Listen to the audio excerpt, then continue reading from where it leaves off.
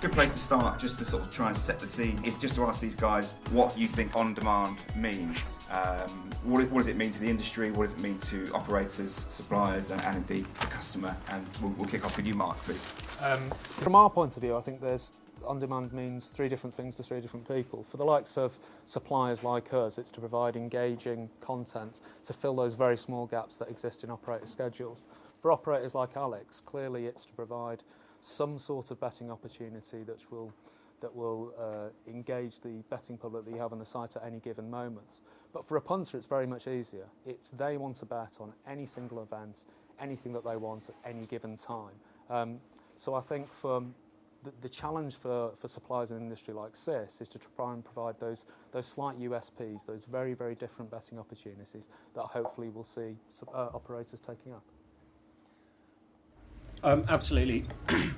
Second what Mark said, as an operator, our challenge is to provide something for the huge range of different punters with their different tastes, something that they can come onto the site and have a betting opportunity on whatever they want at any given time, and to have that 24/7 schedule of events and opportunities. Okay, that's nicely and succinctly put.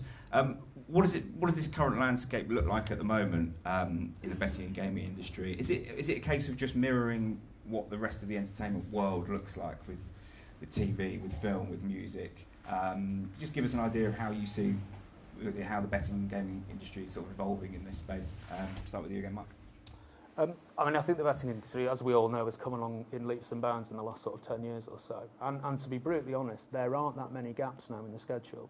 Now we'll come on to talk about it later, that bookmakers like Hills and suppliers like us have done great work in providing the data and providing the services and tools to provide these betting opportunities 24/7. That being said, especially for a market like the UK, there are shoulder patterns whereby in reality there are alien markets, I guess. There are gaps where there's no football on, there's no tennis, and there are really just sports which people may not have a huge interest in. What the betting and gaming industry have done is provide markets and betting opportunities within there that don't really allow you, or don't require you to have a great deal of knowledge about the betting.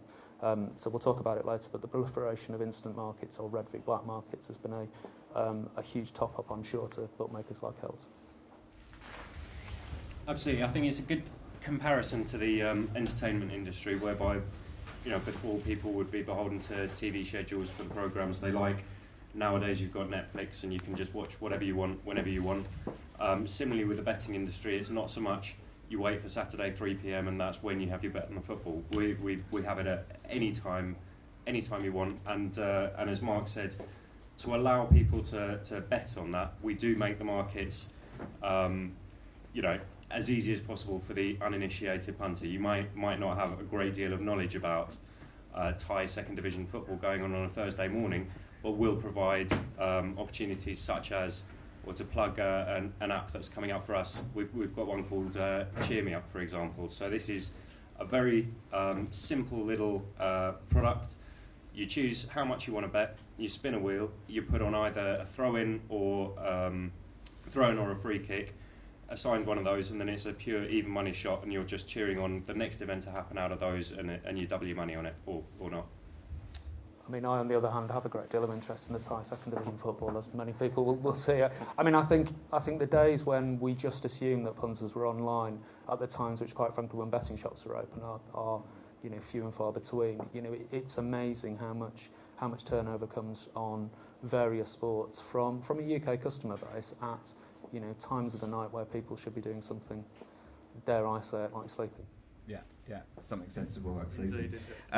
Is this the sort of proliferation of these betting opportunities growing the market, or is it sort of just changing the existing turnover that you've got and spreading it out a bit? I think we're getting towards a point where, as we've wanted to for a while, the sort of casinoisation of sports in a way. So we're creating higher churn markets, higher volume, lower margin perhaps, but giving the punters more bang for their buck with these kind of events. It's maybe not necessarily changing the amount they bet or anything, but it is changing their turnover patterns. I mean, I think obviously there's always a risk if you provide things at a lower margin that you're going to cannibalise your revenue at a lower margin. I mean, that being said, in a highly competitive market like sportsbooks, essentially what you want, and I'm sure this is one of your main jobs, is to try and keep the punter at the site for as long as possible. Now, if you can get that punter, rather than having a single bet and then not coming back for a week, to have a whole series of bets, slightly lower stakes, slightly lower margin, then the ability to keep and retain that customer and not have to pay huge bonuses or huge acquisition costs is obviously a huge benefit. Yeah. And I'll come on a little bit to sort of the marketing and retention side of things a bit later on. That Cheer Me Up product that Alex was talking about is a really good example of sort of meeting customer demands and changing consumer behaviour. Alex, can you just sort of maybe go into a little bit more detail about the journey that you guys went on to come up with a product like that, what you were seeing in the data, what you were seeing in behavioural trends, and then how you you met those demands? Absolutely. I think going back to this sort of low-grade football, we don't, initially everyone went into the market thinking that it was exactly the same as you could present a Man U versus Chelsea.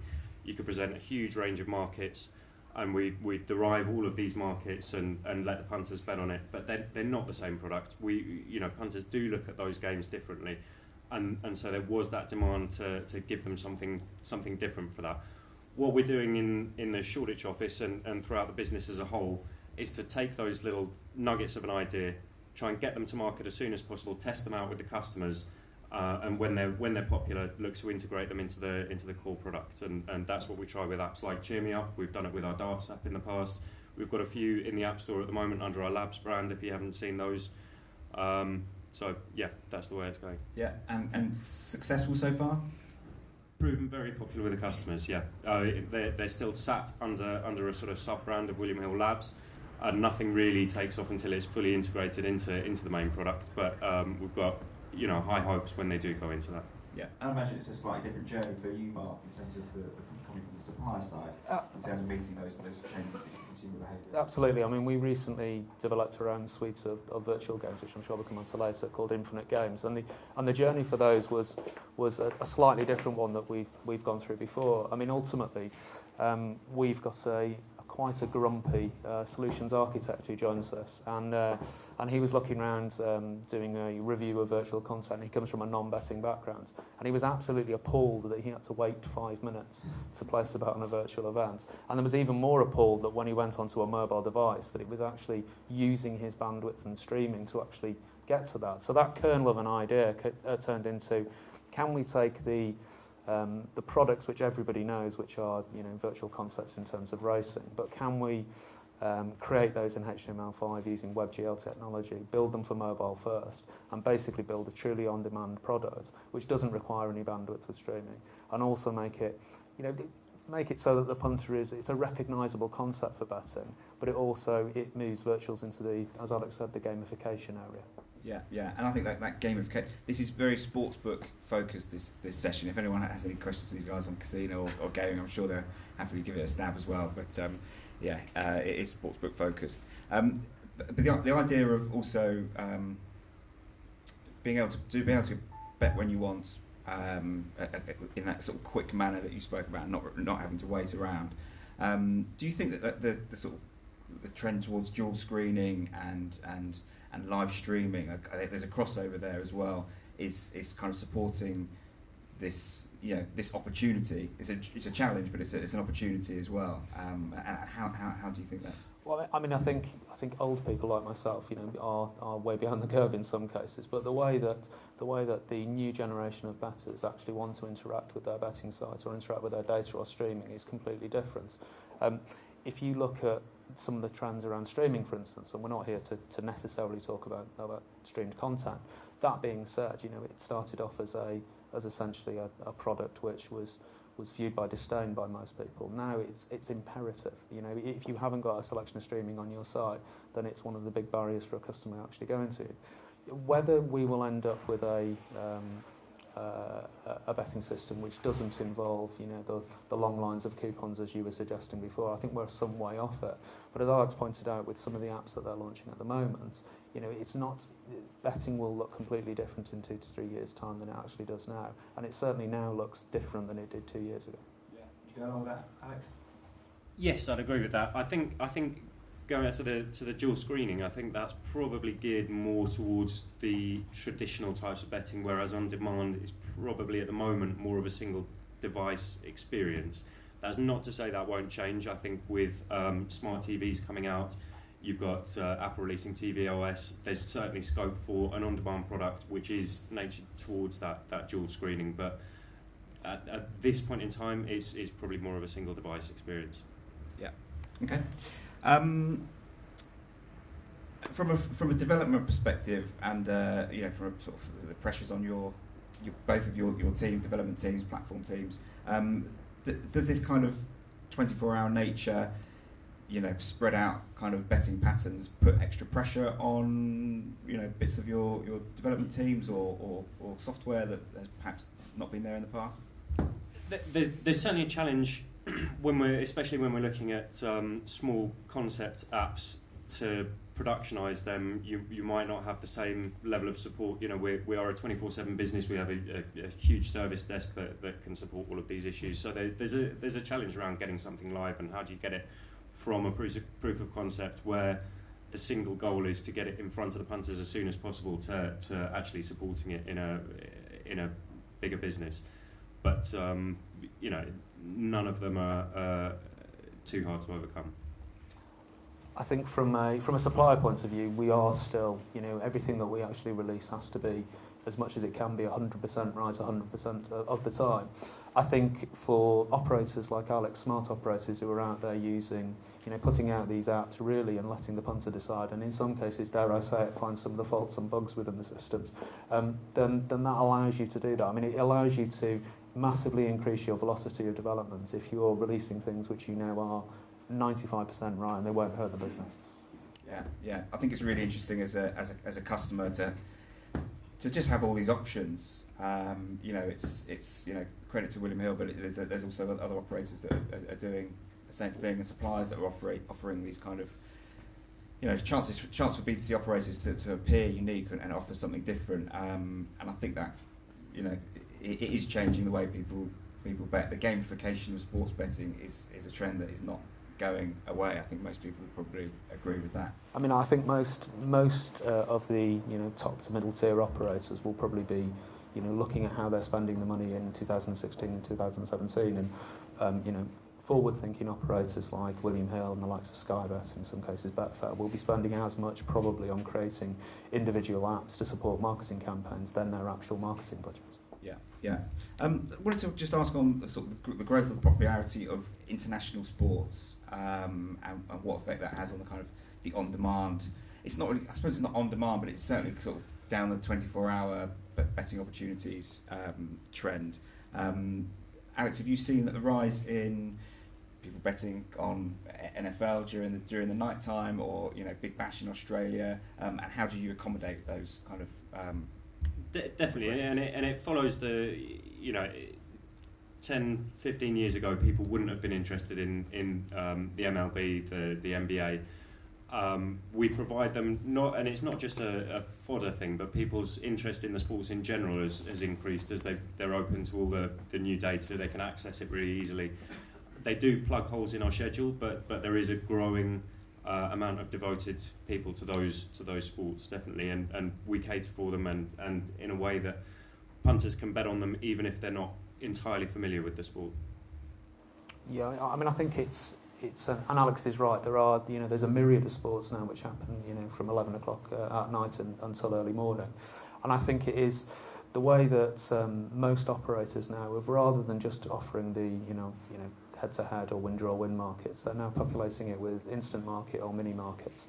And I think then that provides an opportunity for punters who may not have a great deal of knowledge about the sport or the team or the game to be able to place bets with a reasonable chance of winning. I mean, let's be honest, we as an operator and certainly as a supplier providing these products, it's not our intention to try and get customers to come on, place one bet, lose that bet, and then never come again.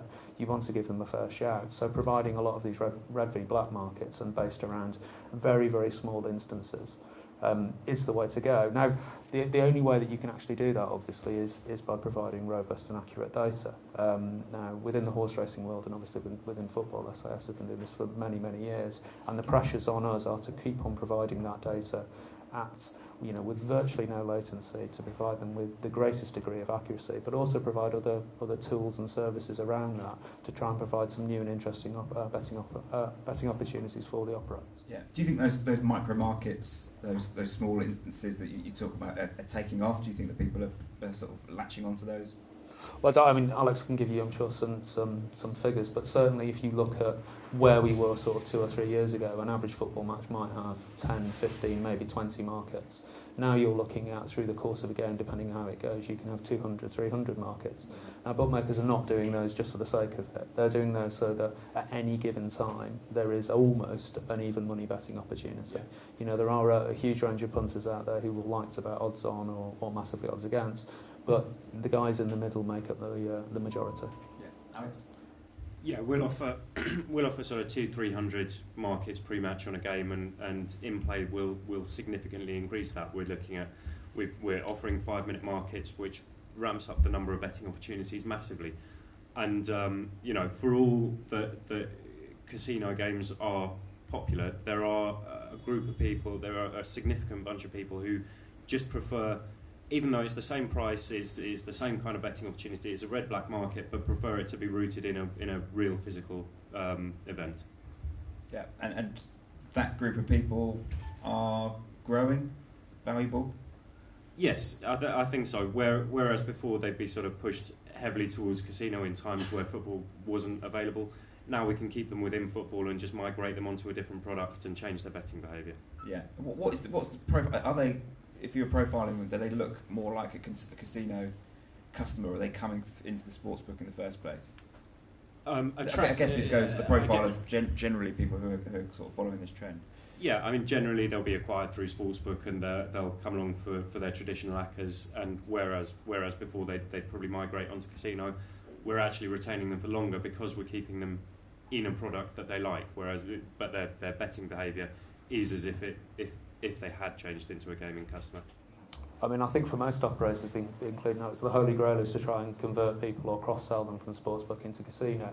And if you can provide something that, whilst is, as Alex said, is heavily rooted within the sports world, it's betting on a real event or indeed on a virtual event, then, and you offer these red v black markets, then it's not a huge leap then to lead them in, maybe through a bridge product, but also push them through into casino. And we all know that if you've got then a customer who is active on both your casino channel and your sportsbook clients, then you keep them for as long as possible, forever if possible. Yeah. So it's another sort of sticky product to have in your portfolio to keep people hanging around. I want to talk a bit more about virtuals, because it's something that it's an area that obviously you guys specialise in, and are doing some quite interesting things in as well. So can you just give us a sort of an overview of how you're seeing the virtuals market at the moment, and what the big opportunities there for you guys, and of course for operators, and perhaps some of the most sort of exciting things you see coming up as well. Well, I mean, I'll play my cards early in the respect of I've been a huge fan of virtuals going back for many, many years, and was one of the team who brought the virtual product to William Hill going back about 10, 15 years ago. I think it's fair to say that the virtuals market has been incredibly fertile over the last 10 years or so. You only need to walk around ICE and see the major people there who are, on a daily basis, are increasing the quality of their graphics, the quality of their gameplay. I think a few of them have got some boxing champions at some point, which will be interesting this afternoon. I mean, ultimately, one of the issues with virtual has always been the cost to put it out. In most cases, even for the major operators, there is a huge amount of hardware to buy, there's a huge amount of software to buy, and these things aren't cheap to run. I mean, even as a medium to large operator at Sportingbet, I was never able to afford to bring virtual back into the fold. What we've done, which we're announcing today, is that we've done a deal with Inspired. We are now going to be providing a distribution method for that. So for operators who previously couldn't afford it, we're providing a no hardware version of this. So come and see us at our stand later. Sorry. Yeah, I think while Mark was bringing it to William Hill, I was working in the shops, and I remember the look of disdain on almost every single punter's face when they saw plastic racing from Portman Park, and saying they'd never never ever bet on that. They'd rather bet on the low grade stuff from Southern on a Tuesday. But within about 3 days, they were punting on it as happily as they would on the dogs. And it shows that it's an appealing product, and also it's come along leaps and bounds in the intervening time. You know, the graphics are fantastic, and I think the next step is as Mark was saying, making it purely on demand. There's no reason that it should have to run by a schedule. If someone wants to punt on a race, then they should be able to just start that race themselves and have a bet. I think the one thing as well to give the virtual industry a great deal of credit for is that they've worked very, very hard to make sure that there are no integrity issues with amongst their products. I mean, I, like Alex, have been in betting shops before, and people have claimed that these things are fixed because their favourite jockey, genuinely their favourite jockey is not one, but ultimately they have got almost bulletproof integrity measures from their RNGs, how the results, any sort of audit conditions, which I think is a great credit to both the industry and to the operators using those products. Yeah. And other than racing, what are the other kind of growth virtuals that you're seeing at the moment? I mean, I think most of the major operators have diversified outside of horse racing and greyhounds into football, tennis, basketball. Now, from a UK market point of view, I think I don't know what Alex will say, but I think the take-up of the non-racing ones has been rather disappointing.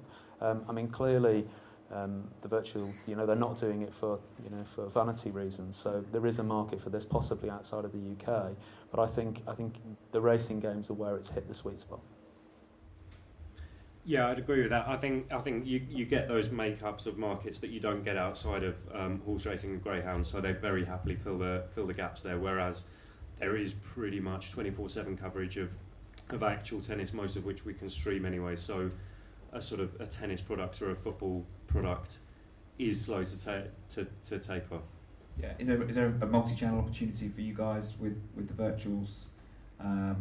Is the retail customer more likely to sort of punt on a virtuals and therefore might be able to get them online as well? Yeah, I think so, and there's a huge opportunity with a massive retail estate to move those customers into online. They don't see any difference between William Hill as a shop and William Hill as an online website, and nor should they. So there is an opportunity to create a unified proposition across the board, and that will help drive customers from one to the other. Mm-hmm. Mm-hmm. Has anyone got any questions about what we've covered so far? I've got a couple more, but if anyone's got any questions from the audience, it might be a good break. Down at the front. With the Cheer Me Up stuff, with the Cheer Me Up stuff, does that gear more towards smaller players in terms of the mini markets? Are they aimed at smaller players rather than the win stuff? Yeah, I think so. I mean, we see smaller stakes, bigger turnover, bigger churn on those kind of markets, but it is, you've got a few quid in your account and you fancy a quick punt. It's more of that. You're not going to significantly invest because you've got a massive opinion on whether it's going to be a throw-in or a free kick next, and that you'll get lucky in it. So yeah. What's the margin? Do you get? Is it the same? It's so the zero on the wheels, the goal. So it's either so the margin is going to be about sort of 103. But are you getting the similar sort of margins that you think, or are you getting a higher margin from these punts as well? We haven't seen enough data yet. Right, okay. Just down front. I'll come to you in a minute, Susan. We have an on-demand virtual football on display today at Inspired, but I'm interested to hear that you think that we might be better off presenting a sport that isn't playing all the time around the world to find an audience. Am I hearing you right? Yes, I think that will create a decent opportunity. It's punters, although they might not know it, like a certain type of market, and different sports provide different types of markets. So whereas it's, with tennis, it's probably game by game betting is the most important thing. If you provided some kind of virtual baseball with a market on method of what's going to happen with the next batter, then that could probably appeal to those kind of customers who'd otherwise only have it during the regular season of baseball. I think it's fair to say that whilst both of us worked at, and William Hill is certainly an international bookmaker, it is quite UK-centric. So whilst we're saying that some of the other sports may not be of a huge interest currently, I've got no doubt whatsoever that for the likes of Inspire pushing out a football game or a tennis game or a basketball game, will find a huge audience outside of the sort of UK-centric. I mean, the European market is very fertile, and going out into South America, some of those sports actually might be, well, certainly they're less alien concepts than horses or dogs running around a track. Susan had a question right at the back.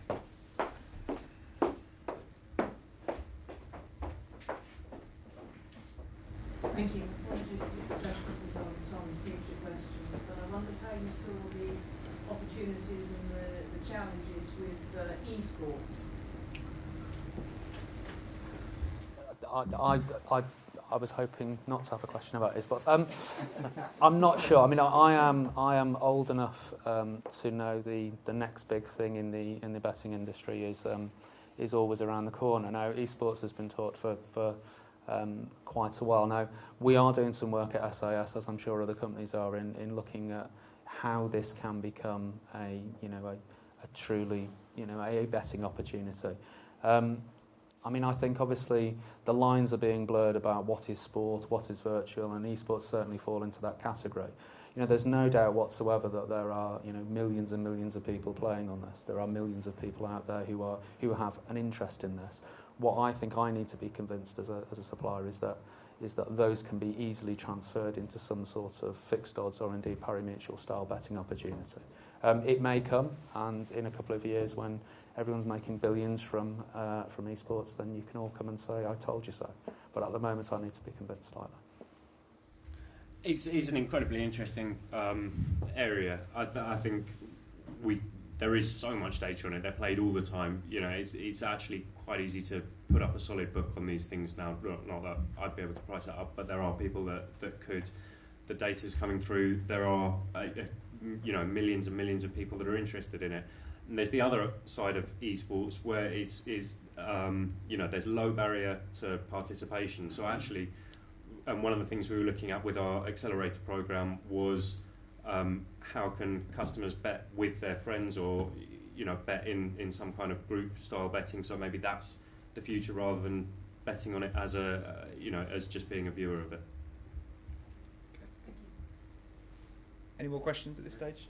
Over here. Take it. Oh no. Can I make it from here? Yeah, you can. Yeah, you can shout loudly. Yeah.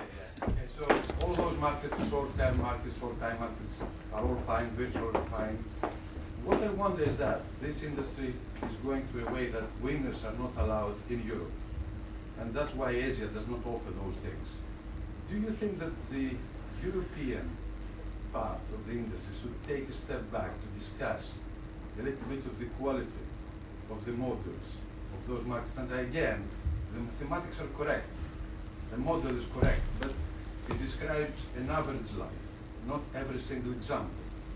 Is maybe the operators need to put some investment in the quality to accept winners, so the audience feels that they can win even if they have a small skill. Yeah. I mean, I think every bookmaker, indeed, certainly through my career, you always hear, it's one of the brickbats that is pushed at you as an operator is that you never allow any winners to continue betting on your site, and you never allow, quite frankly, people to make a reasonable amount of money. I think, to be fair, and I think Alex will echo this, I think what the mainstay of any bookmaker's turnover is based around a mixed profile. Now, ultimately, you don't want customers who are continually winning off you, who have more information, but certainly around some sort of instant markets, as long as the data is correct, as long as there's no latency, as long as it's all robust, then ultimately you've got a level playing field, and you deal with that customer in the way that you deal with anything. I mean, I think there are certain companies who have a more aggressive stance on accepting a lower margin and taking more clients. Bet365 being a fine example. That being said, there are bookmakers out there who have to take a very, very careful and pragmatic view, because in some of these markets they're taking very few bets. So one large bet which is going to be a winner can ruin your figures for a month. Yeah, I mean, nothing massively to add to that. We'll stand a fair bet. We've got faith in the models. We've got faith in our traders, in our prices. But you know, ultimately we're a business, and if someone's, for example, arbing with us or bonus abusing, then you know we're not going to. Okay, I've got a couple more questions. Then, if you've got any additional ones, then we can come back out to you guys at the end. Coming at it from a completely different angle, I was at a very interesting responsible gambling roundtable yesterday with lots of operators talking about what they're doing in the space. Do you think there can be any negative connotations attached to this trend of 24-hour sports betting, whether it's being able to bet on anything around the world, or whether it's kind of offering virtual opportunities 24/7? Is there anything that sort of operators and indeed you guys on the supplier side need to be careful of or adhere to from a regulatory or compliance point of view?